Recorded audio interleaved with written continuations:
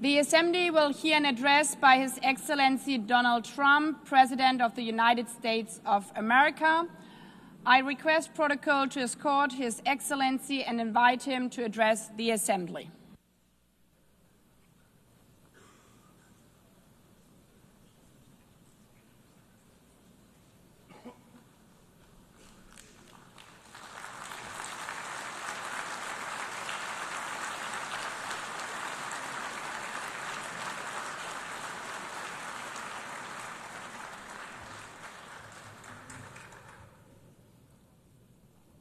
Thank you very much. Very much appreciated.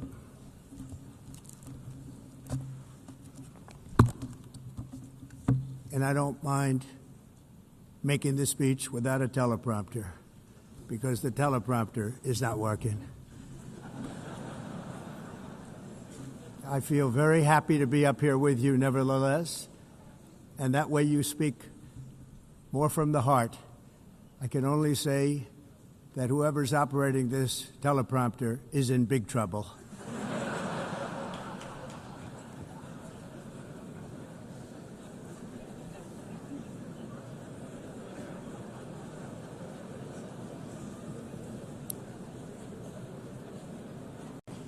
Hello, Madam First Lady. Thank you very much for being here. And Madam President, Mr. Secretary General, First Lady of the United States, distinguished delegates, ambassadors, and world leaders.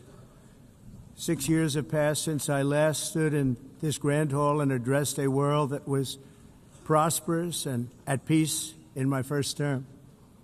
Since that day, the guns of war have shattered the peace I forged on 2 continents. An era of calm and stability gave way to one of the great crises of our time. And here in the United States, 4 years of weakness, lawlessness, and radicalism under the last administration delivered our nation into a repeated set of disasters. 1 year ago, our country was in deep trouble, but today, just 8 months into my administration, we are the hottest country anywhere in the world, and there is no other country even close. America is blessed with the strongest economy, the strongest borders, the strongest military, the strongest friendships, and the strongest spirit of any nation on the face of the earth. This is indeed the golden age of America.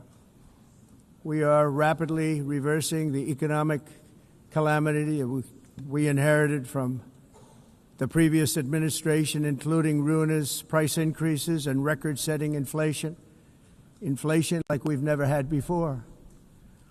Under my leadership, energy costs are down, gasoline prices are down, grocery prices are down, mortgage rates are down, and inflation has been defeated. The only thing that's up is the stock market, which just hit a record high. In fact, it hit a record high 48 times in the last short period of time. Growth is surging, manufacturing is booming. The stock market, as I said, is doing better than it's ever done. And all of you in this room benefit by that, almost everybody. And importantly, workers' wages are rising at the fastest pace in more than 60 years. And that's what it's all about, isn't it? In 4 years of President Biden, we had less than $1 trillion of new investment into the United States. In just 8 months since I took office, we have secured commitments and money already paid for $17 trillion. Think of it, 4 years, less than $1 trillion, 8 months, much more than $17 trillion is being invested in the United States. And it's now pouring in from all parts of the world. We've implemented the largest tax cuts in American history and the largest regulation cuts in American history, making this once and again the best country on earth to do business.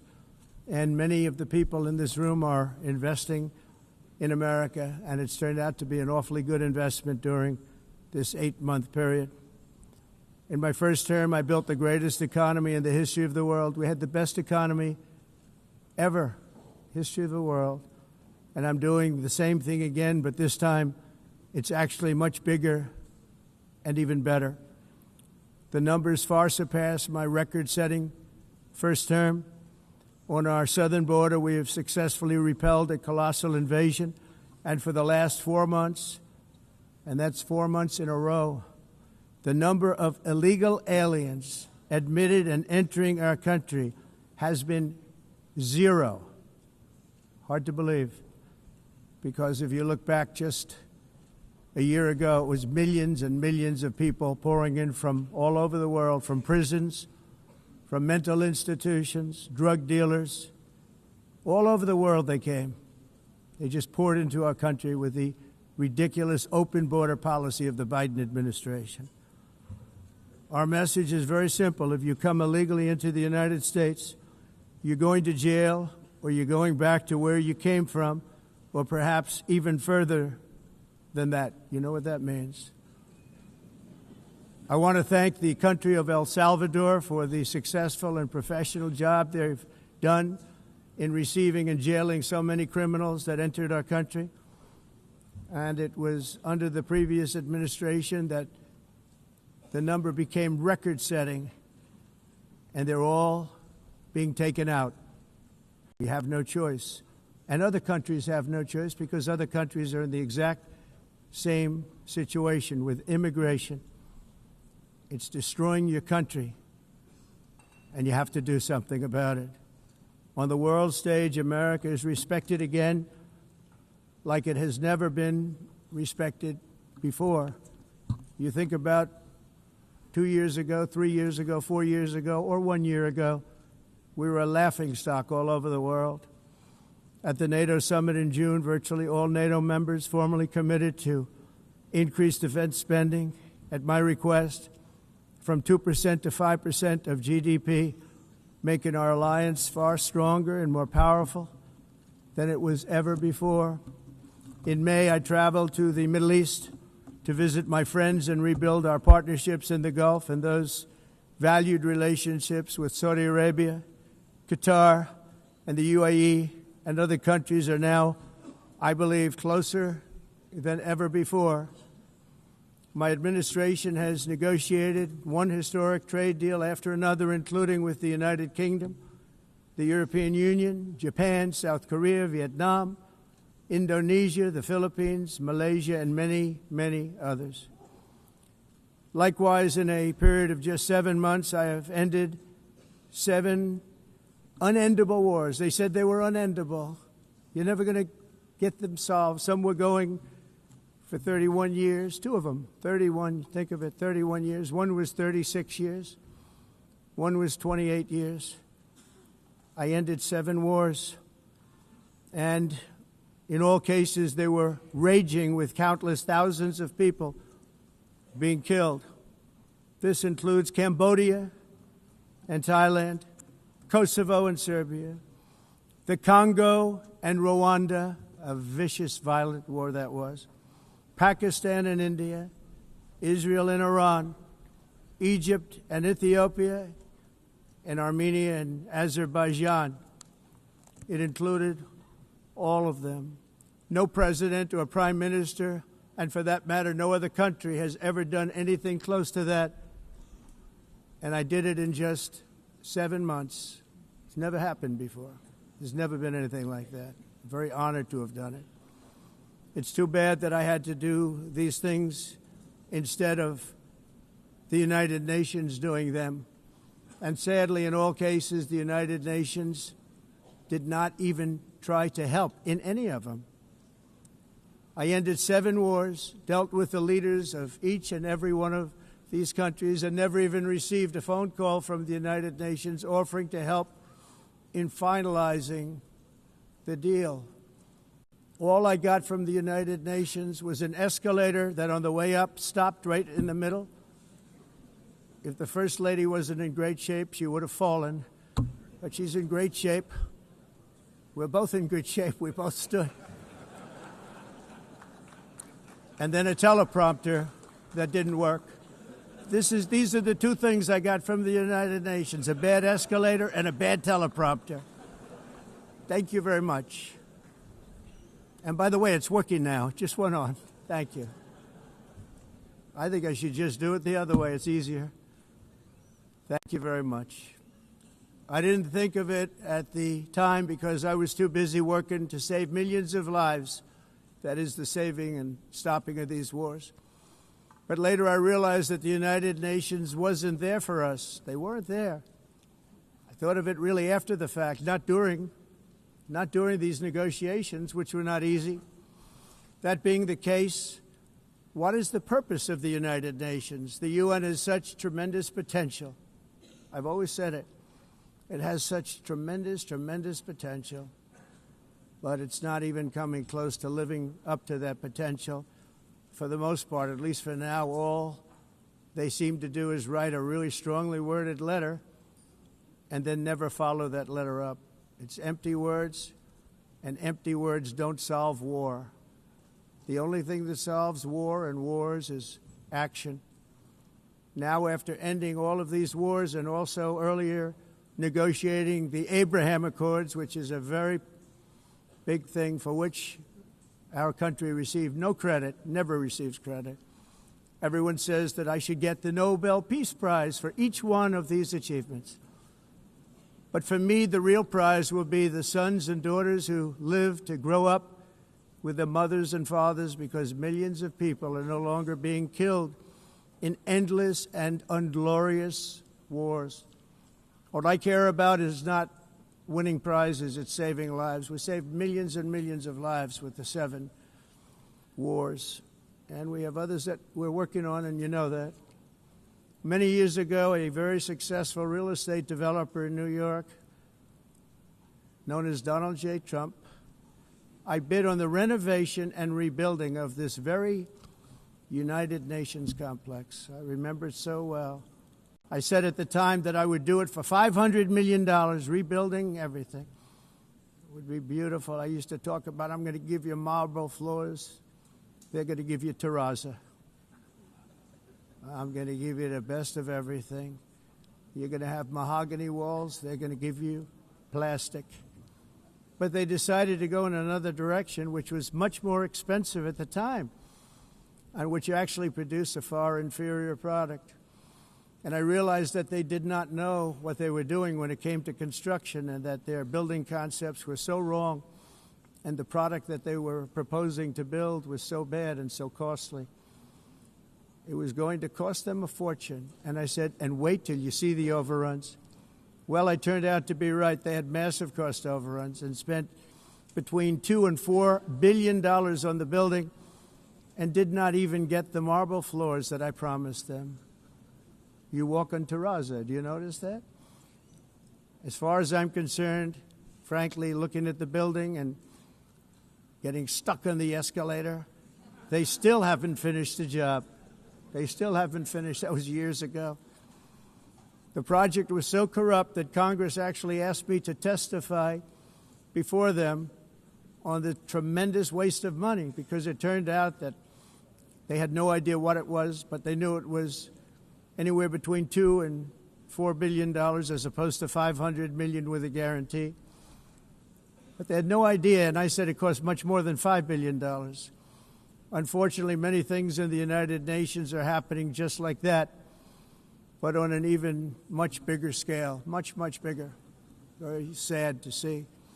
Whether the UN can manage to play a productive role, I've come here today to offer the hand of American leadership and friendship to any nation in this assembly that is willing to join us in forging a safer, more prosperous world. And it's a world that we'll be much happier with. A dramatically better future is within our reach. But to get there, we must reject the failed approaches of the past and work together to confront some of the greatest threats in history. There is no more serious danger to our planet today than the most powerful and destructive weapons ever devised by man, of which the United States, as you know, has many. Just as I did in my first term, I've made containing these threats a top priority, starting with the nation of Iran. My position is very simple. The world's #1 sponsor of terror can never be allowed to possess the most dangerous weapon. That's why, shortly after taking office, I sent the so-called Supreme Leader a letter making a generous offer. I extended a pledge of full cooperation in exchange for a suspension of Iran's nuclear program. The regime's answer was to continue their constant threats to their neighbors and U.S. interests throughout the region and some great countries that are right nearby. Today, many of Iran's former military commanders, in fact, I can say almost all of them, are no longer with us. They're dead. And 3 months ago, in Operation Midnight Hammer, 7 American B-2 bombers dropped the 14 30,000-pound each bombs on Iran's key nuclear facilities, totally obliterating everything. No other country on earth could have done what we did. No other country has the equipment to do what we did. We have the greatest weapons on earth. We hate to use them. But we did something that for 22 years people wanted to do. With Iran's nuclear enrichment capacity demolished, I immediately brokered an end to the 12-day war, as it's called, between Israel and Iran, with both sides agreeing to fight no longer. As everyone knows, I have also been deeply engaged in seeking a ceasefire in Gaza. Have to get that done. Have to get it done. Unfortunately, Hamas has repeatedly rejected reasonable offers to make peace. We can't forget October 7th, can we? Now, as if to encourage continued conflict, some of this body is seeking to unilaterally recognize a Palestinian state. The rewards would be too great for Hamas terrorists for their atrocities. This would be a reward for these horrible atrocities, including October 7th, even while they refuse to release the hostages or accept a ceasefire. Instead of giving to Hamas and giving so much, because they've taken so much, they have taken so much. This could have been solved so long ago. But instead of giving in to Hamas's ransom demands, those who want peace should be united with one message: release the hostages now. Just release the hostages now. Thank you.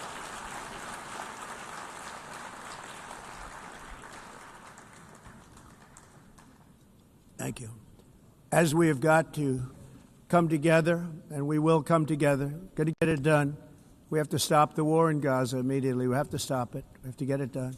We have to negotiate, immediately have to negotiate peace. We got to get the hostages back. We want all 20 back. We don't want 2 and 4. As you know, I got, along with Steve Witkoff and others that helped us, Marco Rubio, we got most of them back. We were involved in all of them. But I always said the last 20 are going to be the hardest, and that's exactly what happened. We have to get them back now. We don't want to get back 2, and then another 2, and then 1, and then 3, have this process. No, we want them all back, and we want the actually 38 dead bodies back, too. Those parents came to me, and they want them back, and they want them back very quickly and very badly, as though they were alive. They want them. They want them every bit as much as if their son or daughter were alive. I've also been working relentlessly, stopping the killing in Ukraine. I thought that would be, of the 7 wars that I stopped, I thought that would be the easiest because of my relationship with President Putin, which had always been a good one. I thought that was going to be the easiest one. But, you know, in war, you never know what's going to happen. There are always lots of surprises, both good and bad. Everyone thought Russia would win this war in 3 days. But it didn't work out that way. It was supposed to be just a quick little skirmish. It's not making Russia look good. It's making them look bad. No matter what happens from here on out, this was something that should have taken a matter of days, certainly less than a week. And they've been fighting for 3.5 years and killing anywhere from 5,000 to 7,000 young soldiers, mostly soldiers, on both sides, every single week, from 5,000 to 7,000 dead young people, and some in cities, much smaller numbers, where rockets are shot, where drones are dropped. This war would never have started if I were president. This was a war that should have never happened. It shows you what leadership is, what bad leadership can do to a country. Look what happened to the United States, and look where we are right now in just a short period of time. The only question now is how many more lives will be needlessly lost on both sides. China and India are the primary funders of the ongoing war by continuing to purchase Russian oil. But inexcusably, even NATO countries have not cut off much Russian energy and Russian energy products, which, as you know, I found out about 2 weeks ago, and I wasn't happy. Think of it. They're funding the war against themselves. Who the hell ever heard of that one? In the event that Russia is not ready to make a deal to end the war, then the United States is fully prepared to impose a very strong round of powerful tariffs, which would stop the bloodshed, I believe, very quickly. But for those tariffs to be effective, European nations, all of you are gathered here right now, would have to join us in adopting the exact same measures. I mean, you're much closer to this. We have an ocean in between. You're right there. And Europe has to step it up. They can't be doing what they're doing. They're buying oil and gas from Russia while they're fighting Russia. It's embarrassing to them, and it was very embarrassing to them when I found out about it, I can tell you that. They have to immediately cease all energy purchases from Russia. Otherwise, we're all wasting a lot of time. So I'm ready to discuss this. We're going to discuss it today with the European nations, all gathered here. I'm sure they're thrilled to hear me speak about it, but that's the way it is. I like to speak my mind and speak the truth. As we seek to reduce the threat of dangerous weapons today, I'm also calling on every nation to join us in ending the development of biological weapons once and for all. And biological is terrible, and nuclear is even beyond, and we include nuclear in that. We want to have a cessation of the development of nuclear weapons. We know, and I get to view it all the time. Sir, would you like to see? And I look at weapons that are so powerful that we just can't ever use them. If we ever use them, the world literally might come to an end. There would be no United Nations to be talking about. There would be no nothing. Just a few years ago, reckless experiments overseas gave us a devastating global pandemic. Yet despite that worldwide catastrophe, many countries are continuing extremely risky research into bioweapons and man-made pathogens. This is unbelievably dangerous. To prevent potential disasters, I'm announcing today that my administration will lead an international effort to enforce Biological Weapons Convention, which is going to be meeting with the top leaders of the world by pioneering an AI verification system that everyone can trust. Hopefully the UN can play a constructive role, and it will also be one of the early projects under AI. Let's see how good it is, because a lot of people are saying it could be one of the great things ever, but it also can be dangerous, but it can be put to tremendous use and tremendous good, and this would be an example of that. Not only is the UN not solving the problems it should, too often, it's actually creating new problems for us to solve. The best example is the number one political issue of our time, the crisis of uncontrolled migration. It's uncontrolled. Your countries are being ruined. The United Nations is funding an assault on Western countries and their borders. In 2024, the UN budgeted $372 million in cash assistance to support an estimated 624,000 migrants journeying into the United States. Think of that. The UN is supporting people that are illegally coming into the United States, and then we have to get them out. The UN also provided food, shelter, transportation, and debit cards to illegal aliens. Can you believe that? On the way to infiltrate our southern border. Millions of people came through that southern border. Just a year ago, millions and millions of people were pouring in, 25 million altogether over the 4 years of the incompetent Biden administration. And now we have it stopped, totally stopped. In fact, they're not even coming anymore because they know they can't get through. But what took place is totally unacceptable. The UN is supposed to stop invasions, not create them and not finance them. In the United States, we reject the idea that mass numbers of people from foreign lands can be permitted to travel halfway around the world, trample our borders, violate our sovereignty, cause unmitigated crime, and deplete our social safety net. We have reasserted that America belongs to the American people, and I encourage all countries to take their own stand in defense of their citizens as well. You have to do that because I see it. I'm not mentioning names. I see it, and I can call every single one of them out. You're destroying your countries. They're being destroyed. Europe is in serious trouble. They've been invaded by a force of illegal aliens like nobody's ever seen before. Illegal aliens are pouring into Europe. Nobody is ever, and nobody's doing anything to change it, to get them out. It's not sustainable. And because they choose to be politically correct, they're doing just absolutely nothing about it. And I have to say, I look at London where you have a terrible mayor, terrible, terrible mayor. And it's been so changed, so changed. Now they want to go to Sharia law. But you're in a different country. You can't do that.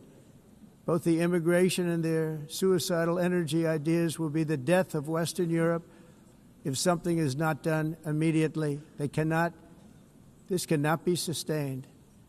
What makes the world so beautiful is that each country is unique.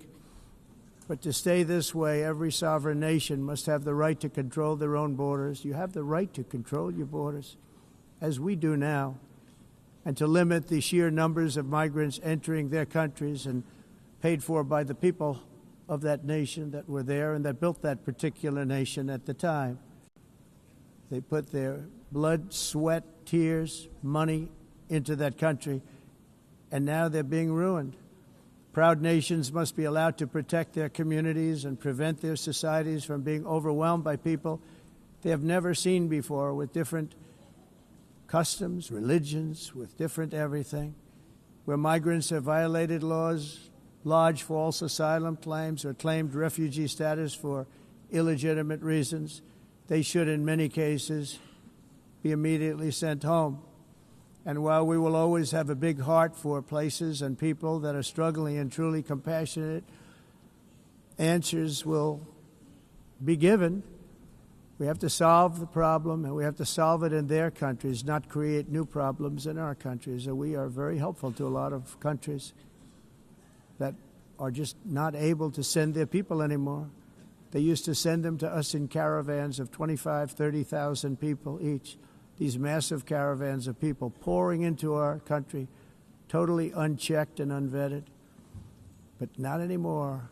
According to the Council of Europe in 2024, almost 50% of inmates in German prisons were foreign nationals or migrants. In Austria, the number was 53% of the people in prisons were from places that weren't from where they are now.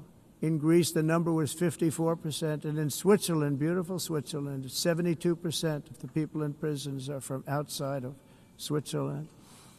When your prisons are filled with so-called asylum seekers who repaid kindness, and that's what they did, they repaid kindness with crime. It's time to end the failed experiment of open borders. You have to end it now. See, I can tell you. I'm really good at this stuff. Your countries are going to hell. In America, we've taken bold action to swiftly shut down uncontrolled migration. Once we started detaining and deporting everyone who crossed the border, and removing illegal aliens from the United States, they simply stopped coming. They're not coming anymore. We're getting a lot of credit, but they're not coming anymore. This was a humanitarian act for all involved, because on the trips up, thousands of people a week were dying. Women were being raped. Nobody's ever seen anything like it. Raped, horribly beaten, raped. On the trip up, the journey up, it was a long walk. It was a long, arduous journey, indeed. And it was also a historic victory against human trafficking throughout the region. What we did was a victory, and we saved so many lives of people that wouldn't make the journey. That journey was loaded up with death. Loaded up with death. Dead bodies all along the roads of jungles to get up. They go through jungles, they go through areas so hot you couldn't breathe. They were dying of suffocation, areas so hot that you couldn't breathe. Dead bodies all over. By them not coming, we're saving tremendous numbers of lives. My people have done a fantastic job in doing what they did, and the American public agrees with it. I mean, I was very proud to see this morning I have the highest poll numbers I've ever had. Part of it is because of what we've done on the border. I guess the other part is what we've done on the economy. Joe Biden's policies empowered murderous gangs, human smugglers, child traffickers, drug cartels, and prisoners from all over the world. The previous administration also lost nearly 300,000 children. Think of that. They lost more than 300,000 children, little children, who were trafficked into the United States on the Biden watch, many of whom have been raped, exploited, and abused, and sold. Sold. Nobody talks about that. The fake news doesn't write about it. With many others, young children who are missing or dead. And we found a lot of these children, and we're sending them back, and we've been sending them back to their parents. They said, nobody knows who they are. They said, where do you come from? And they'll give us a country, and we'll find out, and we'll figure it out, and we'll bring them back to their homes. And the mother and father rush to the door, and their tears in their eyes. They can't believe that they're seeing their son or daughter, their little son or daughter again. We've done almost 30,000 of them so far. Any system that results in the mass trafficking of children is inherently evil. Yet that is exactly what the globalist migration agenda has done, and it's what it's all about. In America, those days, as you know, are over. The Trump administration is working, and we are continuing to work to track down the villains that are causing this problem, and also, as I said, to get back the 30,000 we've already returned. Now I think we're going to have another. We're going to find a lot. You're not going to find all of them. More than 300,000. They're lost or they're dead. They're lost or they're dead because of the animals that did this.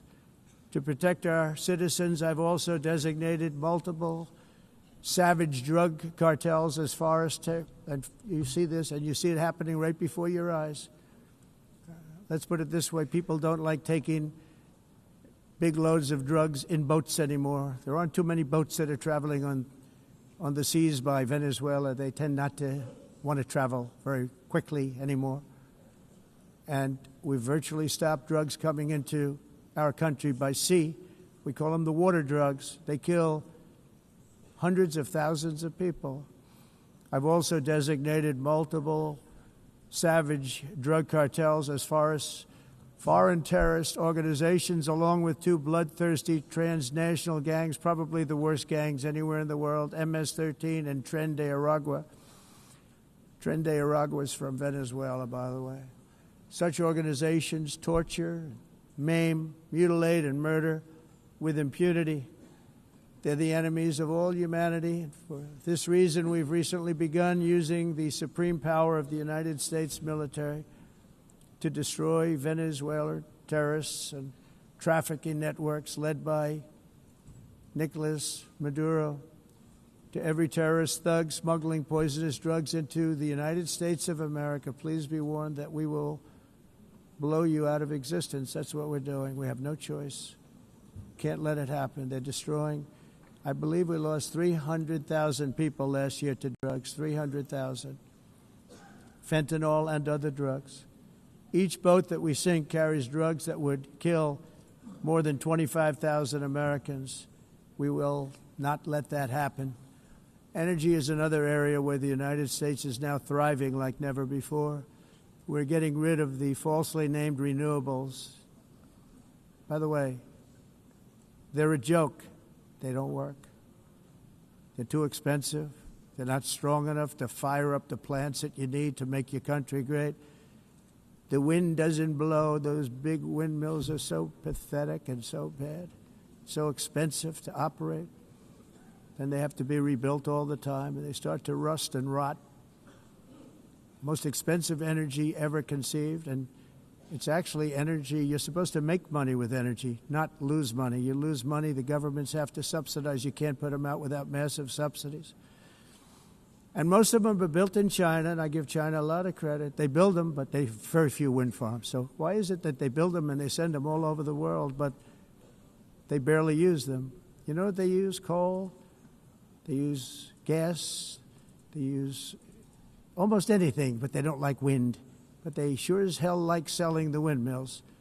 Europe, on the other hand, has a long way to go, with many countries being on the brink of destruction because of the green energy agenda. And I give a lot of credit to Germany. Germany was being led down a very sick path, both on immigration, by the way, and on energy. They were going green, and they were going bankrupt.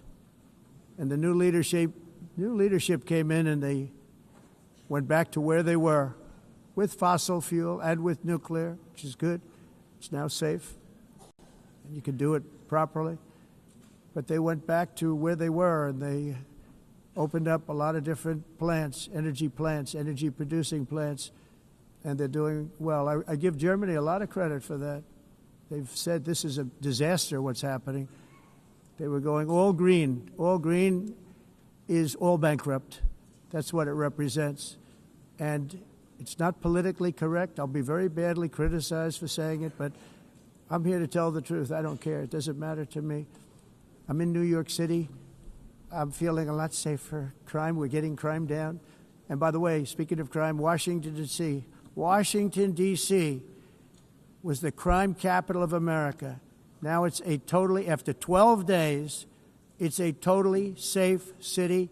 Everyone's going out to dinner. They're going out to restaurants. Your wife can walk down the middle of the street with or without you. Nothing's going to happen.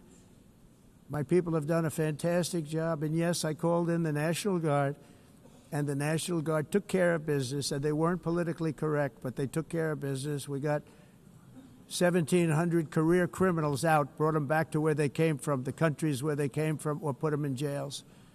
Washington, D.C. is now a totally safe city again, and I welcome you to come. In fact, we'll have dinner together at a local restaurant, and we'll be able to walk. We don't have to go by an armor-plated vehicle. We'll walk right over there from the White House.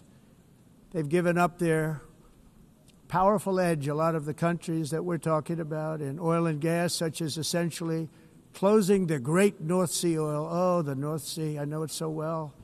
Aberdeen was the oil capital of Europe, and there's tremendous oil that hasn't been found in the North Sea, tremendous oil. And I was with the Prime Minister I respect and like a lot, and I said, you're sitting with the greatest asset. They essentially closed it by making it so highly taxed that no developer, no oil company can go there. They have tremendous oil left, and more importantly, they have tremendous oil that hasn't even been found yet. And what a tremendous asset for the United Kingdom. And I hope the Prime Minister is listening, because I told it to him 3 days in a row. That's all he heard. North Sea oil, North Sea, because I want to see them do well. I want to stop seeing them ruining that beautiful Scottish and English countryside with windmills and massive solar panels that go 7 miles by 7 miles, taking away farmland. But we're not letting this happen in America. In 1982, the executive director of the United Nations Environmental Program predicted that by the year 2000, climate change would cause a global catastrophe. He said that it will be irreversible. as any nuclear holocaust would be. This is what they said at the United Nations. What happened? Here we are. Another UN official stated in 1989 that within a decade, entire nations could be wiped off the map by global warming. Not happening. You know, it used to be global cooling. If you look back years ago in the 1920s and the 1930s, they said, global cooling will kill the world. We have to do something. Then they said global warming will kill the world. But then it started getting cooler. So now they could just call it climate change because that way they can't miss. It's climate change. Because if it goes higher or lower, whatever the hell happens, there's climate change. It's the greatest con job ever perpetrated on the world, in my opinion. Climate change, no matter what happens, you're involved in that. No more global warming, no more global cooling. All of these predictions made by the United Nations and many others, often for bad reasons, were wrong. They were made by stupid people that have cost their countries fortunes and given those same countries no chance for success. If you don't get away from this green scam, your country is going to fail. And I'm really good at predicting things, you know. They actually said during the campaign they had a hat, the best-selling hat. Trump was right about everything. And I don't say that in a braggadocious way, but it's true. I've been right about everything. And I'm telling you that if you don't get away from the green energy scam, your country is going to fail. And if you don't stop people that you've never seen before, that you have nothing in common with, your country is going to fail. I'm the President of the United States, but I worry about Europe. I love Europe. I love the people of Europe. And I hate to see it being devastated by energy and immigration. This double-tailed monster destroys everything in its wake, and they cannot let that happen any longer. You're doing it because you want to be nice. You want to be politically correct, and you're destroying your heritage. They must take control strongly and immediately of the unmitigated immigration disaster and the fake energy catastrophe before it's too late. The carbon footprint is a hoax made up by people with evil intentions, and they're heading down a path of total destruction. You know, the carbon footprint was a big, big thing a few years ago. I remember hearing about the carbon footprint, and then President Obama would get into Air Force One, a massive Boeing 747, and not a new one, an old one with old engines that spew everything into the atmosphere. He'd talk about the carbon footprint, we must do so. Then he'd get in and he'd fly from Washington to Hawaii to play a round of golf. And then he'd get back onto that big, beautiful plane and he'd fly back and he'd talk about, again, global warming and the carbon footprint. It's a con job. At extreme cost and expense, Europe reduced its own carbon footprint by 37%. Think of that.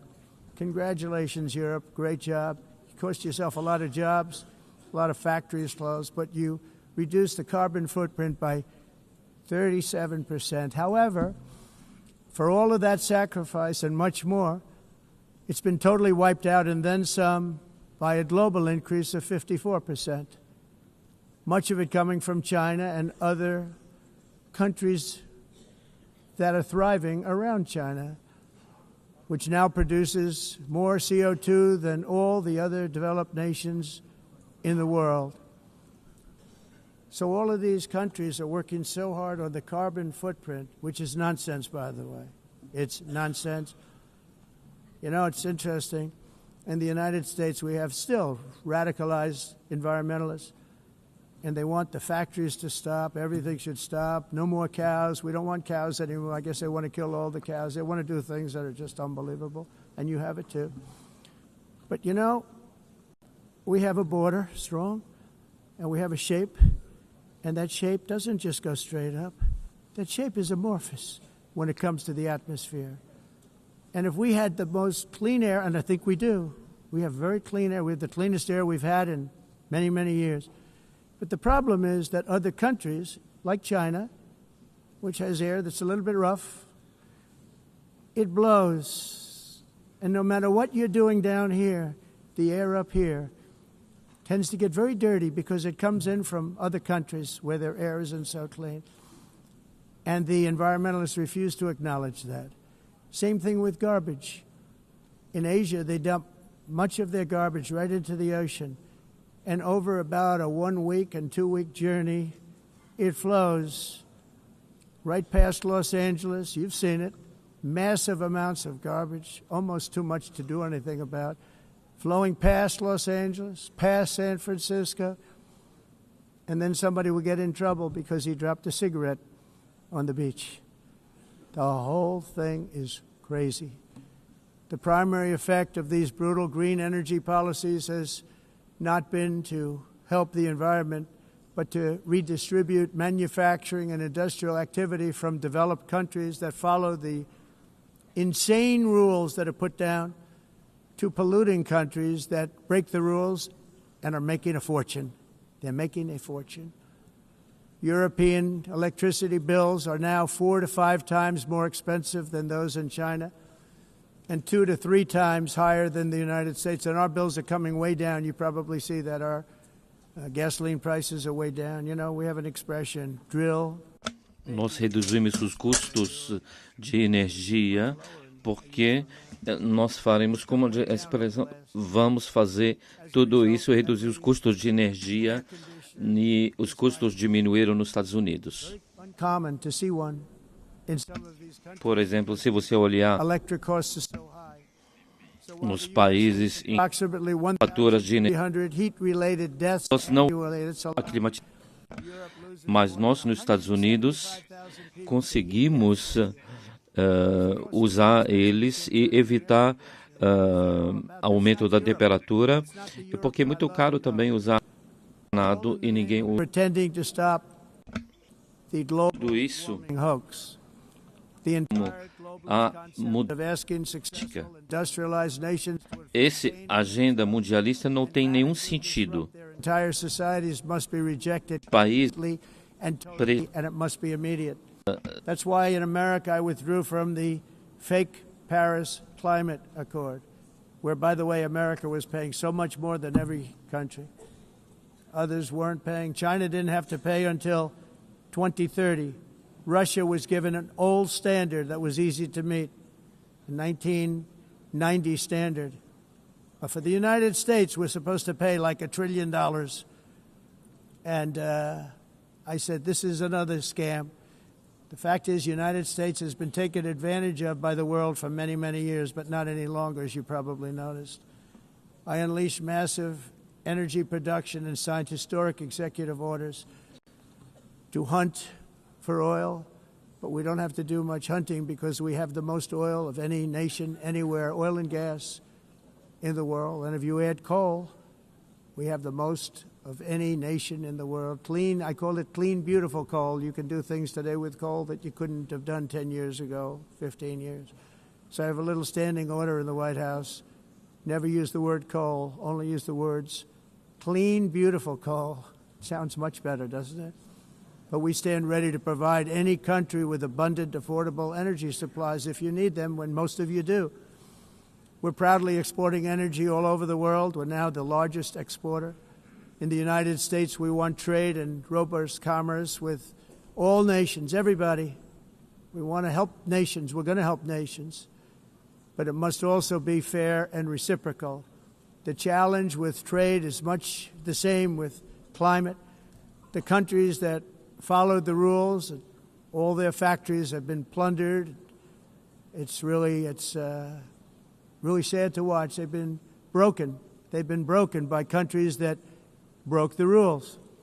That's why the United States is now applying tariffs to other countries, and much as these tariffs were for many years applied to us, uncontrollably applied to us. We've used tariffs as a defense mechanism under the Trump administration, including my first term, where hundreds of billions of dollars in tariffs were taken in. And by the way, we had the lowest inflation, and now we have very low inflation. The only thing different is that we have hundreds of billions of dollars flowing into our country. But this is how we will ensure that the system works for everyone and is sustainable into the future. We're also using tariffs to defend our sovereignty and security throughout the world, including against nations that have taken advantage of former U.S. administrations for decades, including the most corrupt, incompetent administration in history, the sleepy Joe Biden administration. Brazil now faces major tariffs in response to its unprecedented efforts to interfere in the rights and freedoms of our American citizens and others, with censorship, repression, weaponization, judicial corruption, and targeting of political critics in the United States. I have a little problem saying this because I must tell you, I was walking in and the leader of Brazil was walking out. We saw him and I saw him, he saw me, and we embraced. And then I'm saying, can you believe I'm going to be saying this in just 2 minutes? But we actually agreed that we would meet next week. We didn't have much time to talk, like about 20 seconds. They were in retrospect, I'm glad I waited because this thing didn't work out too well. But we did talk. We had a good talk, and we agreed to meet next week, if that's of interest. But he seemed like a very nice man, actually. He liked me, I liked him. But if you, and I only do business with people I like. When I don't like them, I don't like them. But we had, at least for about 39 seconds, we had excellent chemistry. It's a good sign. But also in the past, Brazil, can you believe this, unfairly tariffed our nation, but now because of our tariffs, we are hitting them back, and we're hitting them back very hard. As president, I will always defend our national sovereignty and the rights of American citizens. So I'm very sorry to say this, that Brazil is doing poorly and will continue to do poorly. They can only do well when they're working with us. Without us, they will fail, just as others have failed. It's true. Next year, the United States will celebrate the 250th anniversary of our glorious independence, a testament to enduring power and American freedom and spirit. We will also be proudly hosting the 2026 FIFA World Cup, and shortly thereafter, the 2028 Olympics, which is going to be very exciting. I hope you all come. I hope that countless people from all over the globe will take part of these will be great celebrations of liberty and human achievement, and that together we all can rejoice in the miracles of history that began in July 4th, 1776, when we founded the light to all nations. And it's something really that an amazing thing came out of that date. It's called the United States of America. In honor of this momentous anniversary, I hope that all countries who find inspiration in our example will join us in renewing our commitment, values, and those values, really, that we hold so dear together. Let us defend free speech and free expression. Let us protect religious liberty, including for the most persecuted religion on the planet today. It's called Christianity. And let us safeguard our sovereignty and cherish qualities that have made each of our nations so special, incredible, and extraordinary. In closing, I just want to repeat that immigration and the high cost of so-called green renewable energy is destroying a large part of the free world and a large part of our planet. Countries that cherish freedom are fading fast because of their policies on these two subjects. You need strong borders and traditional energy sources if you are going to be great again. Whether you have come from north or south, east or west, near or far, every leader in this beautiful hall today represents a rich culture, a noble history, and a proud heritage that makes each nation majestic and unique, unlike anything else in human history or any other place on the face of the earth.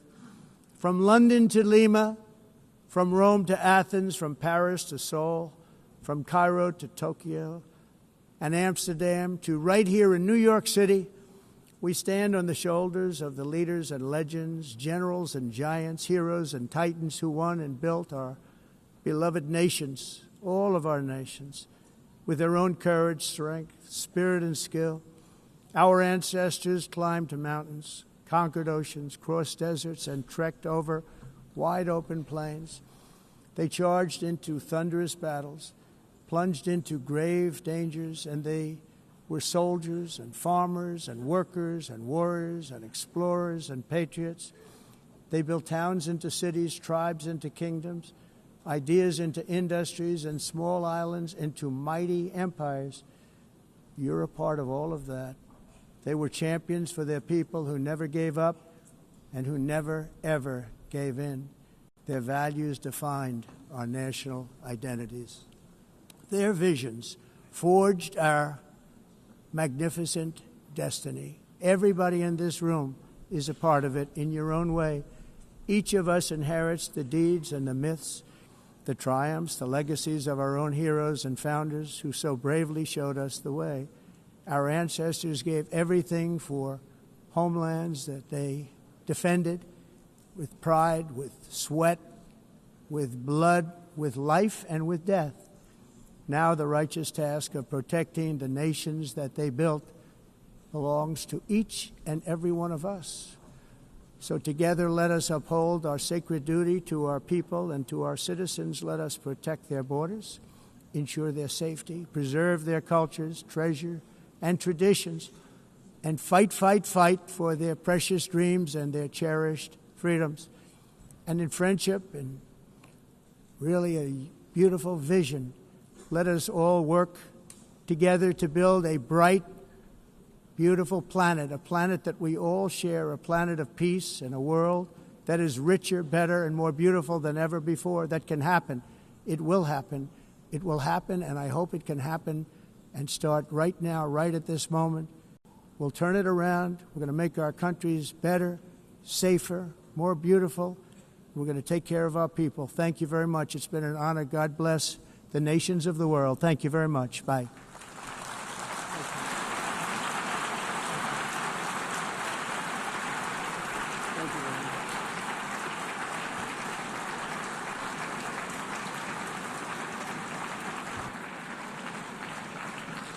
On behalf of the Assembly, I wish to thank the President of the United States,